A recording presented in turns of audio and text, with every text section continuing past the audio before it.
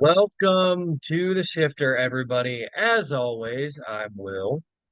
I'm Matt. That's Chad in his suit. And this is Kyle. Don't let him This isn't as online. funny. This one isn't as funny, to be honest with you. It's actually a It very is. unfortunate situation that unfolded in the summer of 2020. Well, let's not talk about that. We have brought that up 3 times on the show for no. Yeah, we have. But anyway, that being said, Matt, before I get into this, you get the sponsors out of the way. I mean, I know you're gonna cut me off anyway if I keep talking.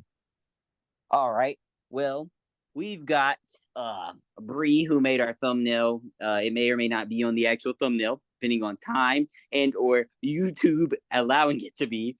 But go Or if follow I'm her on being honest, effort from the will because there was that one time where I just uploaded a straight up thumbnail where it was just a screen cap from Zoom. That was it was a funny screen cap though, because you just looked like you did not care at all. And I looked like I was so enthused. I'm sorry. Maybe wow. Maybe I just had to realize it. Okay, no, we can talk about the realization now. But all right. So go follow her on Abricasso. She's real cool. She posted a Limp Bizkit song today, and if you post Limp Bizkit, you're automatically cool. Rolling, True. rolling, rolling, or break some stuff. All right, Milan, who also likes Limp Bizkit, go watch her show on YouTube. Terrell, who probably does not know who Limp Bizkit is because he is not. He only really he just doesn't know. He doesn't really know that much about musical history. But he might, and he'll probably slaughter me for it if he sees this. He won't. He doesn't watch the show. But go follow him on at Grateful Studios. And then go subscribe to Ant and Ken on YouTube. And Will, who won this week? That would be Ty Majeski won the truck race and Riley Herbst won the Xfinity race. I remembered. I don't remember who won the cup race though. Behind you. He's right behind me, isn't he? Yeah, so yeah, Kyle Larson took home the win at Indy, which is fitting. Um, in general, well, actually, Matt, do you want to like sort of take us like through like just the Yeah. general gist of the race? Got to make it relatively quick because we do have a lot of stuff that we have to try and cover in like But 30 by the minutes way, at this is the the most. final episode before the break. So if there is some shifters, you might see a trivia special coming up or some special ones. But the Mhm. next 3 episodes will either be specials or we might just take a little break and give y'all some other videos just so y'all know. Because NASCAR is going on a break for the Olympics because they're on the same network as the Olympics, and that would not work out very well. So Yep, and I but give a damn about the Olympics, I do because I do a sport that's in the Olympics. But allegedly. we don't I talk do about my nothing. That's very unfair of me to say. pay. All right, so let's knock out the top 10 because I didn't do that yet. I almost forgot. First place Do was Kyle Larson. Second place for the third time in the last 5 races was Tyler Reddick. Third place was Ryan Blaney, who was none too pleased with the finish of this race. And I have to be honest with you guys. Christopher Bell got fourth, and I did not remember that. Fifth place was Bubba Wallace. Very important, by the way. Also won stage 2. That's very important. But we'll get to that at the end of the show. We'll get to that. In sixth place, making me proud, I called him out. Todd Gilliland, sixth place in Indianapolis. Seventh place for Austin Cindric, very much needed. First top 10 since the win. Eighth for Daniel Suarez, finally the top trackhouse car in a race. Again, very much needed. Ninth for Noah Gragson, really cool to get a top 10 for Stuart Haas in their final Indy race. They would have had 2 if it wasn't for the Ryan Preece incident on the last lap. And in 10th place, the guy who spun out Ryan Preece after he ran out of gas in front of him, Chase Elliott, who we'll get to again because he is very important due to a call in this race. Yeah, and it's funny that you mentioned gas because that is certainly what this race came down to. I would say a lot of the appeal and the not allure of the race because that would that'd be talking about like before the race, but I mean just the a lot of the takeaways regard fuel mileage, which yeah, it's just a pervasive issue. Like I love fuel mileage racing, and I don't particularly think it was a problem in regards to the end of the race, but I mean going based off what Denny Hamlin said on Action Detrimental, they were going like 80%, 70%, like a lot of the bulk of the race. That's not a problem in this race, and I'll tell you why. Because that made this race it's a problem at Daytona and Talladega. and it's a problem at Atlanta, but we can't really tell at Atlanta because Atlanta's just awesome. But the issue with this race is, guys, it was bad, sort of. It was going to be Texas 2021, but because of the strategy, it made the race interesting. In fact, if Kyle Busch didn't spin out at the end, spoiler alert, Kyle Busch wrecked again, guys. But he was running in sixth. It was going to be one of probably the most classic Brickyard 400 finishes of all time, because you have Brad Keselowski on a completely different strategy in first, on only a strategy that Brad Keselowski could do, going 60 laps on gas at Indianapolis. And second, you had Ryan Blaney, who pitted on another completely different lap. Like, I'm talking, they're all like 20 laps split up here. And you didn't even know if he could make it completely. And then you have Kyle Larson in third, who is just charged from 23rd to third because everybody is saving gas, and he had enough gas. So actually, I think in this race, I'm obviously not driving a race car like Denny Hamlin, right? I go with Denny Hamlin's opinion on anything, but I feel like from a fan's perspective, it made the race a lot more interesting to watch with the saving of gas and strategy, because they couldn't pass without it in the top 10. They could pass from like 11th to the back of the pack, but once you got to the top 10, it was kind of like Texas before the last couple of years, where you just couldn't pass. Yeah, I mean, I do agree with you to an extent, because and again, just kind of going based off of, what Danny and Junior were saying on the podcast this week, and what is true, like, because I walked away from this race thinking completely different things than I now think about the race. Like, for instance, I walked away from the race kind of saying, "Oh wow, thank God for the fuel strategy." But I'm sorry, it is really hard for me to get behind a race where, from the drop of the green flag, it is a fuel strategy race. I prefer my fuel strategy to be more incidental, like, sort of like, and you can't really get this anymore, unfortunately, in NASCAR, because, obviously, in the mid 2000s, you drop the green flag at the Brickyard, you have 160 laps to deal with, you have 400 miles, and cautions are randomized through there. You might get none, you might get 10. So that's how you get that incidental fuel mileage type deal. And obviously, when you have two predetermined cautions, you can relatively say, I feel like, and you probably understand this, but like, when a lot of fuel strategy is just decided by whether or not one singular caution comes out, and the strategy is then sort of divergent upon that. And then I know, eventually after that, it'll either be, another stage break or the end of the race. Yeah, I don't know. To me, it's just, I it feels I a little agree bit. with Yeah, go ahead. I agree with you for the first two stages, right? But in the third stage, it was very similar to old NASCAR in a way, because it was Well, just yeah. because okay, so basically the big story of this race is fuel and big wrecks, because there were some big wrecks. Well, hold on, though. Like, let me be clear. This is why I'm saying in the middle of the race, it's terrible. In the middle of stage two, this stuff sucks. Like, I don't, not talking about when we get to the end, it's like, oh, well, the strategies played out differently and how much did they save? But it's like, when every single person in the field, because we talked about, oh, they couldn't pass. How true do we know that to be if Oh, that's everyone's so running true. 80%? No. Listen, I'm not saying it isn't true. I'm saying we didn't get a chance to see it. We saw it at the end of the race.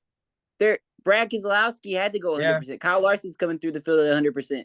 And so is Ryan Blaney. They have better tires. Kyle Larson should have been able to pass them easily if they were going to be able to pass in this race car. And Denny Hamlin tried to go 100%, and he couldn't pass nobody. Denny Hamlin, okay, look, I will say this.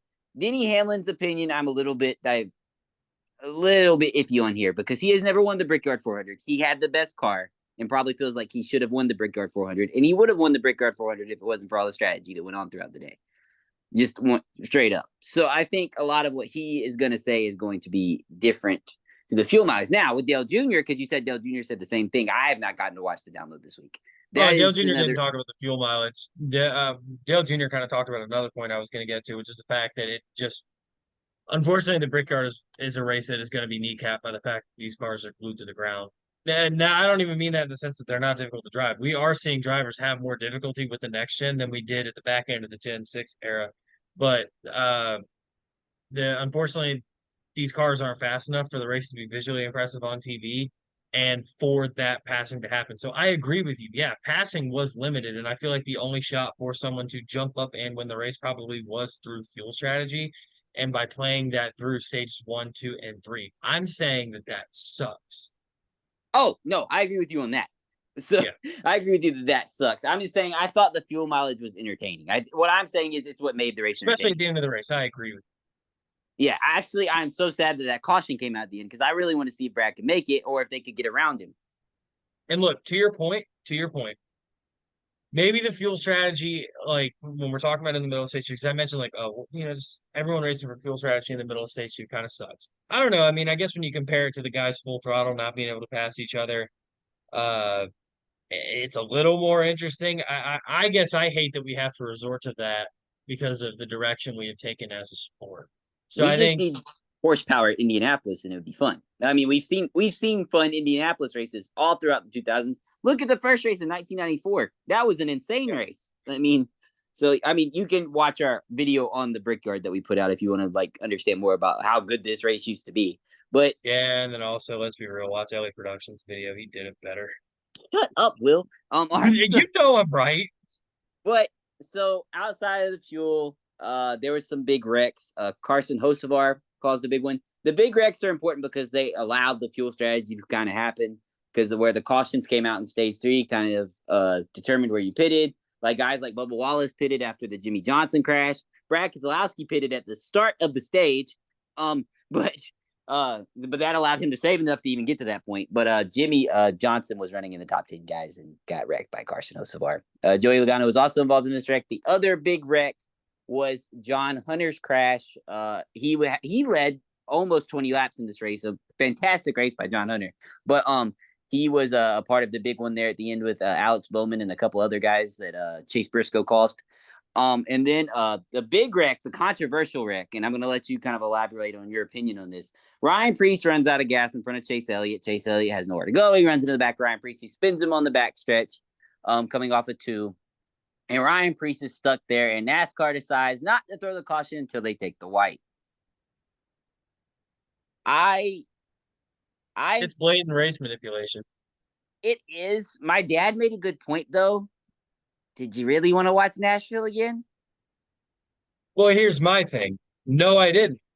But I'm going to draw the comparison to a little bit more mundane of an example, one that I can guarantee almost nobody remembers. I cannot remember if this was in 2020 or 2021. I remember this was, I mean, it could have even been 2022. I feel like this was still Gen 6 era. So I could be wrong. This could have been in the Bushy McBush race at Kansas. All I remember is I'm fairly certain this is at Kansas, and we're in the middle of green flag pit stops, and a tire gets away, right? And this tire is in like the middle of the infield. Matt knows what I'm talking about because we watched this Chris race in Buescher's my tire. room together. It was Chris Buescher's tire. That's right. See, I couldn't remember if it was Chris Buescher had the lead and they were waiting for him to pit, or if it was his tire. It's either 20 or 21 because I do remember this is a Gen 6 race, and I think it's actually at Atlanta. In Atlanta, It's either Atlanta or Kansas. It's one of the two. It might actually. I know for a fact that we watched the Bushy McBush race together, so I think you're right. So I think it's 21. yeah, because we never. This weird point. I don't think we ever watched an Atlanta race together before the reconfiguration.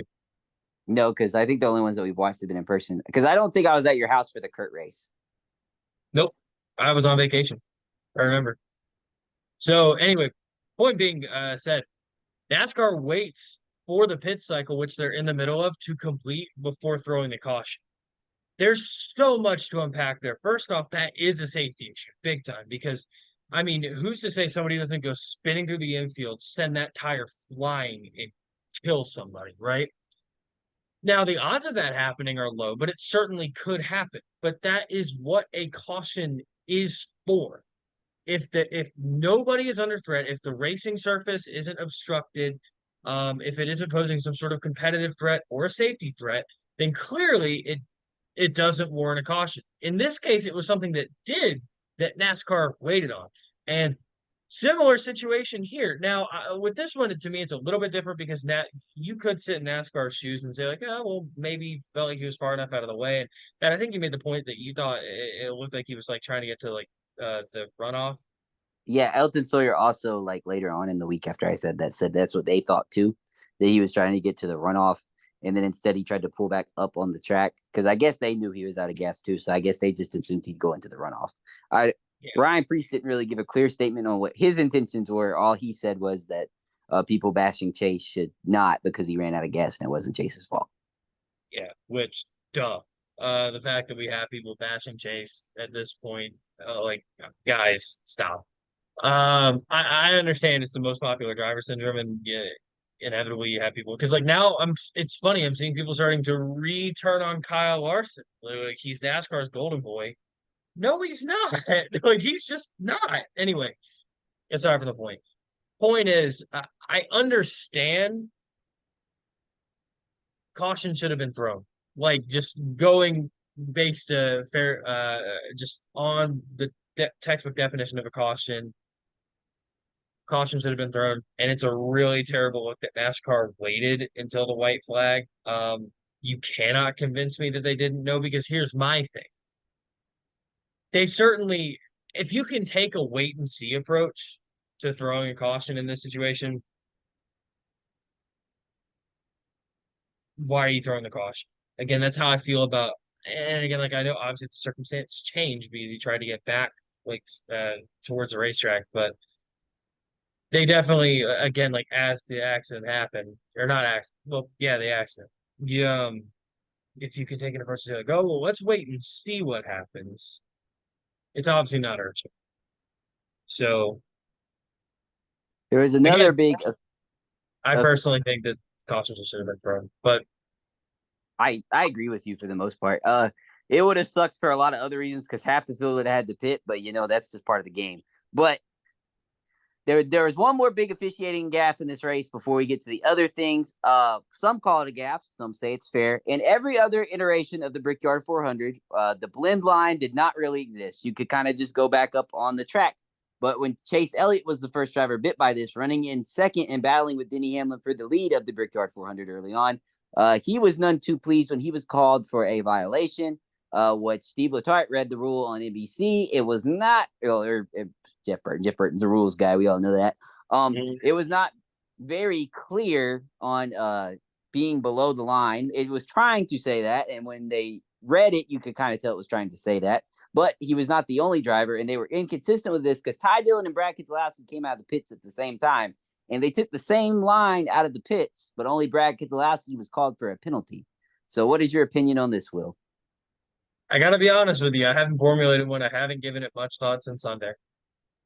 All right. Well, my opinion on this is, guys, if we let it slide in every other Brickyard of 400, why in the hell are you trying to change the rule now? It is like the 20, I think it was the 21 Yellowwood 500, right? That Matt DiBenedetto loses. Is that 20 or 21? Are we talking about him? Are we With Denny talking about Hamlin. the yellow line? Oh, that was 20. 20. Yeah, it's one of the Talladega Yeah. races that it's one of the Talladega races, and it's in the fall that Matt DiBenedetto lost in heartbreaking fashion, like he tended to do at that racetrack. Sorry, Will. But NASCAR decided that they were going to change the rule to they were going to start enforcing it because they never really enforced it. That if you forced a person below the yellow line, you also got sent to the back, not only going underneath it. It kind of feels like one of those to me. It's not cool. I don't like it. I feel like if it was okay in every other Brickyard 400, unless you made a big deal about it in the drivers' meeting, which I'm not in there, then it should be fine. Yeah, because I mean, obviously, again, if like Elton and everybody is getting up there in the drivers' meeting and saying, "Hey, we are not letting this slide," well, then there you go. But and it's like you said, we're not in there, so we don't know. I will say, I think obviously, if it was fine for every other iteration of the Brickyard, why? Like, I don't know that we'd ever Well, had. Corey LaJoie is in the field in this Brickyard, and he might just run into the back of you. He's not very smart. Sorry, So Corey is that our LaJoie. segue to talk about Corey LaJoie? No, because I have to ask you a posing question to close out our Indy talk here, Will. Should NASCAR stay on the oval? Should they stay at Indianapolis? What's your opinion? Yes. Um, was this race good? No. Um, However, NASCAR being in the Brickyard is too big of a deal to just give up on.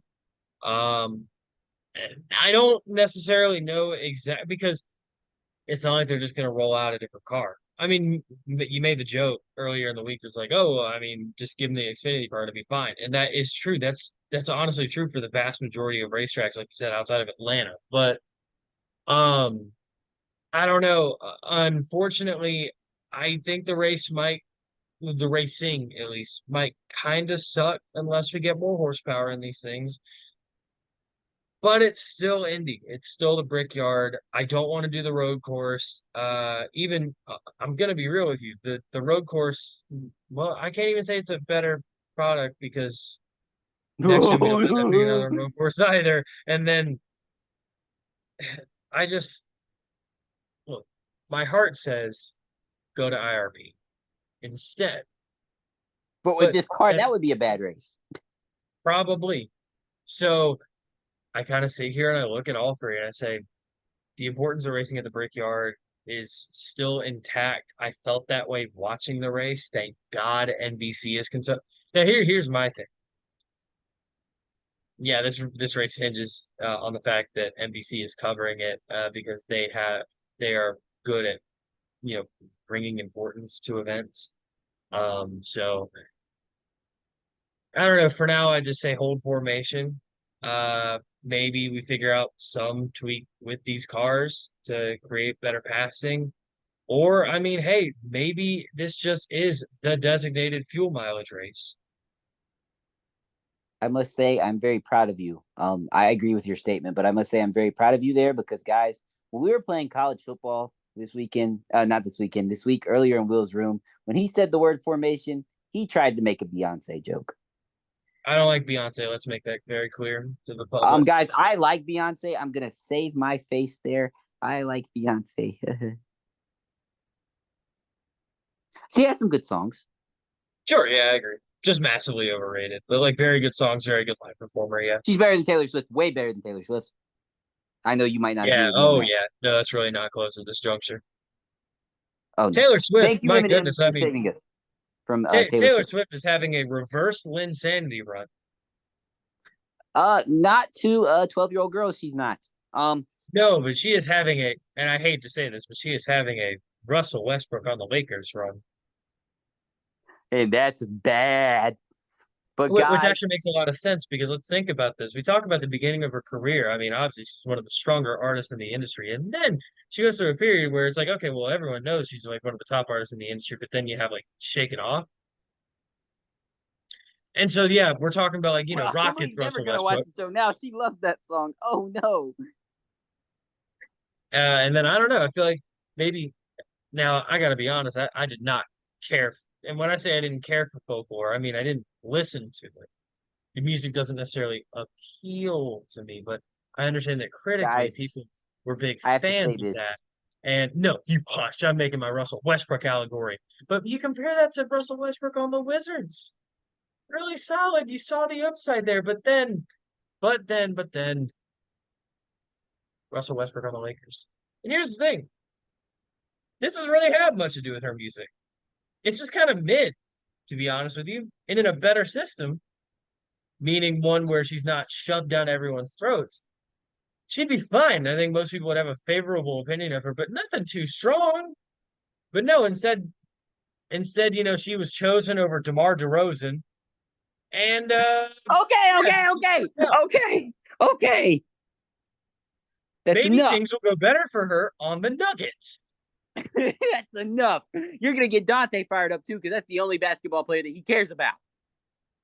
But one more thing, guys, go look at Will's album review for Taylor Swift's. I don't remember which album it is, but Midnight's, I think. He used to be a big I old Taylor accidentally Swift gave fan, kind of like he's a big old MGK fan. I'm sorry, Will, I don't mean to, but Will has great music taste, guys. I promise, even if those two don't embody that, he does have good music taste. Okay, Corey LaJoie. Speaking of Corey LaJoie and things that need to be changed, the system that needed to be changed. The system didn't need to be changed here. They're bringing in Rodney Childers. We don't need to have Rodney Childers with Emily, the jackass of the garage area. Corey LaJoie has made an ass of himself several times this year. The only driver in the Cup Series field to not win a race in the top 3 series. And And somehow Randy LaJoie, who got arrested for drug possession, Corey LaJoie, you have done worse things than him. Sorry, Randy LaJoie, to bring up that charge that you had there. You didn't make it in the Cup Series either. Screw you, LaJoie. No, I'm sorry. I like Randy. Randy's kind of cool. He's kind of like that uncle that smokes a lot of weed and gets in trouble for it sometimes. But Corey LaJoie's out of the 7 car. Let's talk about some possibilities here, because the biggest rumor in the garage area is that Kyle Busch will be coming over to work with Rodney Childers. No, he's not. He can't. Richard He's Childers just not. Well, like, I think it'd be a way better situation for him. But actually, because Spire is ascending. But problem. Kyle Busch is under contract next year, guys. We keep forgetting that. His boss is Richard Childress. Richard Childress barely let Tyler Reddick go. You think he's going to let somebody else go? You really think? And he is very concerned right now because his Pookie Bear's ear is hurt. Let's also talk about the dynamics of Spire Motorsports and how, obviously, I mean, it wasn't just too crazy long ago that, like, you and I were very pessimistic about them being involved in the Cup Series to begin with. You have no idea how good Quinn Hoof was. Oh my God, you have no idea how good Quinn Hoof was. Quinn Hoof makes me very upset. He wrecked Will's favorite driver. He never wrecked my favorite driver, though. My favorite driver won a championship when he was in the field. He mainly drove for Starcom, but the joke is he did start and park the 77 car a few times. Landon Castle was one of their drivers, guys. I love Landon Castle, but if you Landon Castle drove for some bad teams, so that should tell you something. Yeah, but that being said, Matt, I am curious. Also, first off, I don't know why you decided a second ago to just go full Stephen A. Smith and just go on a warpath. That was entertainment. But I haven't really got to look into any of the rumors. So who are we thinking is taking over the 7? All right, so some rumors here. Obviously, Trackhouse with the rumors being that you're only going to be able to have 3 chargers unless you're Hendrick or Gibbs because they're going to be grandfathered in, similar to how Roush was back in the day. I think eventually they'll have to get rid of that 4th one. I'm assuming if it's fair, but so Zane Smith needs a place to go because obviously Trackhouse is bringing over SVG unless they release Daniel Suarez, which I just don't see them doing for Zane Smith quite yet. So my theory was that Zane Smith was going to go to college. But why not be able to keep him at Spire? You know, if you can bring back Trackhouse sponsorship and stuff, if they're willing to do that, and if Spire doesn't have anybody lined up for that ride, what better way to develop a young talent? Which, by the way, guys, Zane Smith was running in the top 5 again at the end of this race. He's really coming on strong, but he was one of the guys that had to pit for gas. But Zane Smith working with Rodney Childers, what better way to develop someone? But I'm with you there, but what about if it's the flip side there, where Daniel Suarez becomes a free agent? How do we feel about him linking up with Rodney Childers? I think the 99 team's on such a downturn. I think he'll have similar results in that 7 car, or maybe even better results. I actually think it could. It's either going to be a lateral or a better move for Daniel Suarez, unless Trackhouse goes back to their form from 22 or 23, which but when we get to the playoff cut line, we'll talk about the other car that's really struggling there. But I think it would be better for Daniel Suarez. I don't see it being any worse. I think it's really important we keep Daniel Suarez in the sport, way more important than Corey LaJoie. But I see him staying at Trackhouse. Another possibility is Ryan Preece, but I just don't see them taking a risk on Ryan Preece. Harrison Burton, who brings money, is a possibility. Austin Hill, who would have kind of like the heat. I think it's important to get him up to the Cup Series with the heat that he has, because I think, as we've talked about before, it's important for villains. And I think with the guidance of Rodney Childers, he might run good in that ride. Obviously, though, if it is possible, before we move on, because I know we got a lot of silly season to get into, so we have like maybe 8 minutes. Yeah. Kyle Busch would obviously be the number 1 choice if you could somehow get him there, but I don't see RCR getting rid of that. The other move that happened this week is Cole Custer was announced to the Haas factory team ride. Shocker, shocker, but he deserves it. Cole Custer is an Xfinity champion, a cup winner. He did make the pass, guys, but it was at Kentucky. But Cole Custer is coming back up. He's done all the right things in the Xfinity series and won. But Will, I want to ask your opinion on this other thing that seems like it might be happening. Riley Herbst, who just won an Indy, made one of the most incredible saves on the final lap. Sounds like he might be going to 2311 Racing to link up with Bubba Wallace and Tyler Reddick. How do you feel about that? Nothing official, But how would you feel about that? Well, I mean, I think it can kind of be summed up perfectly by looking at how we viewed Riley Herbst, like maybe just a year, if not, yeah, I'd say like a year, about a year ago. I mean, we were getting ready to go to Talladega in the fall together, and we were joking about like, oh, Riley Herbst being in the field, and like we kind of cooled off on the hate on him because for a minute there, Riley Herbst was probably the most despised, well, not despised person, but just like least respected person maybe in any of the top three series. And we've just seen that dude develop a ton. We saw him at Talladega in the fall last year. If you don't remember, he was the one pushing Kevin Harvick to nearly get his last win. Yeah, Kevin Harvick got disqualified for whatever, but the point is that we saw him giving some aggressive but good pushes. I mean, kind of we're looking at each other and been like, He also very led in that smart race. way. Yeah, He also that's led the yeah, Daytona he did. 500 this year. So Yeah, but then again, yeah, we it's don't not the talk leading about in that. the Daytona 500 isn't necessarily. Anyway, point is, I really like the idea of Riley Herbst. I'm not sitting here like pumping my fist, going, "Yes, can't wait to have that guy in the door." But I would say I go like, it's a pretty solid pickup. Now, also, by the way, oh shoot, what was I talking about? Oh, back to Cole Custer real quick. Um, I think we're gonna find out. So there's this term in baseball called a quadruple A player, which basically means someone that is incredible in the minor leagues and just not quite there in the majors. Like the biggest one I can think of for a minute was like Keston Hiura, who was a slugger in the Brewers organization, just crushed the ball like in AAA, and it's just enough for you to think like, oh, you got to bring him up to the bigs. And he's like almost good enough to be in the big leagues, but just not quite.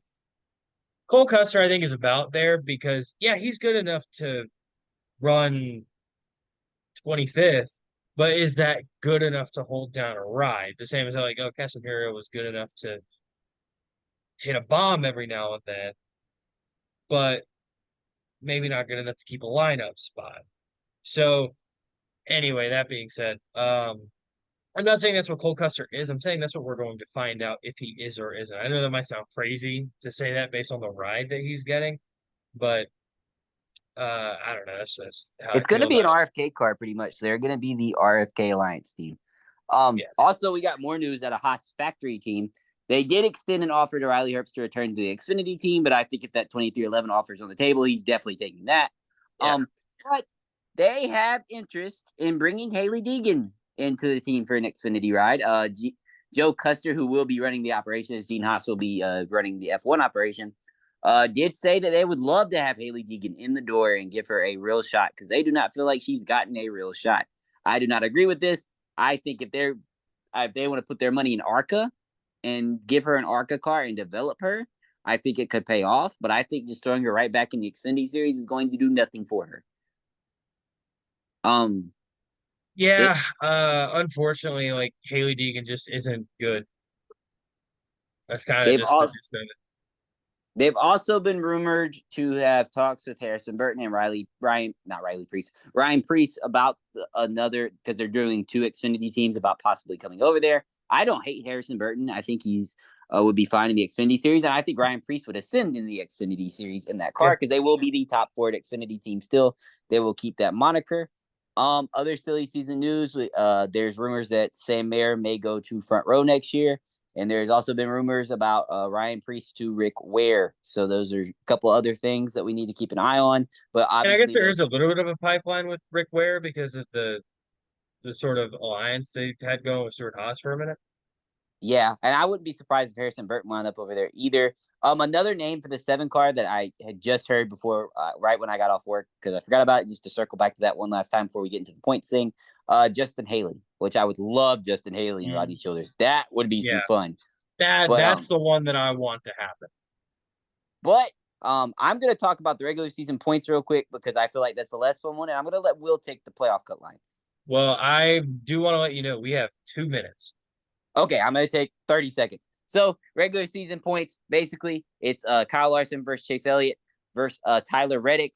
They are all separated by 15 points. Remember, guys, big deal here is if you win the regular season championship, you get 15 playoff points. Tyler Reddick and Chase Elliott only have 1 win, so it'd be huge for them to get it. But Kyle Larson, it would basically lock him into the round of 8 pretty much if he wins it. Now, Will, playoff cut line. All right, plain and simple. I'm going to eat my words. I'm going to flip my prediction. Bubba Wallace is not even going to just make the playoffs. I think he's going to make it to 15th of points. We are seeing those teams towards the bottom of the or bottom of the playoff bracket absolutely choke. The one team has totally fallen apart. The 17 team has somewhat totally fallen apart. Now, either of those teams in a given race weekend can show up with the stuff and just win. And then we're not having this conversation anymore. But I don't know that they will. So I'm just going to say it. I'm going to plant my flag as the Bubba Homer and say Bubba Wallace is not going to just make the playoffs. He's going to make it in not comfortably, but more comfortably than we remotely conceive that he could. So that being said, look, we have less than a minute to go, Matt. But you know what we're gonna do? We're just gonna ride this one out. We're gonna kneel the football. We're just gonna wait this thing out. We're gonna have some intimate time with the fan base. Bubba Wallace is only 7 points out of the cut line now, guys, and he's only 17 Oh yeah, I points didn't behind. explicitly say it. Yeah. And only 17 points behind 15th, and he's also only 42 points behind 14th now because Ty Gibbs, they're having engine woes there. But actually, I want you to end this episode finishing up your little Taylor Swift rant. Just continue. Guys, this will be the last time you'll be hearing me on the episode this week. So I'll see you in a couple weeks for Richmond, and maybe we'll have some special shifters for you. Go ahead, Will. Yeah. So again, back to this Taylor Swift and Russell Westbrook allegory. You have those Lakers years, which look, let's be real. The failure with the Lakers had nothing to do with the player that Russell Westbrook was. It had more to do with the situation that he was in.